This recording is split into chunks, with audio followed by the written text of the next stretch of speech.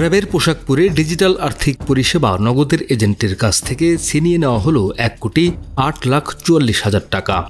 সামাজিক যোগাযোগ মাধ্যমে ছড়িয়ে পড়েছে সেই মুহূর্তের ভিডিও, যা ক্রাইম থ্রিলার সিনেমার দৃশ্যের চেয়ে কোনো অংশে কম নয়। শনিবার 14 জুন সকাল 8টার দিকে রাজধানীর উত্তরা 13 নম্বর সেক্টরের 12 নম্বর রোডে ঘটে এই ছিনতাইয়ের ঘটনা। বান্ডেল থাকলে প্রতি সেনমানিতে টাকা বাঁচবে।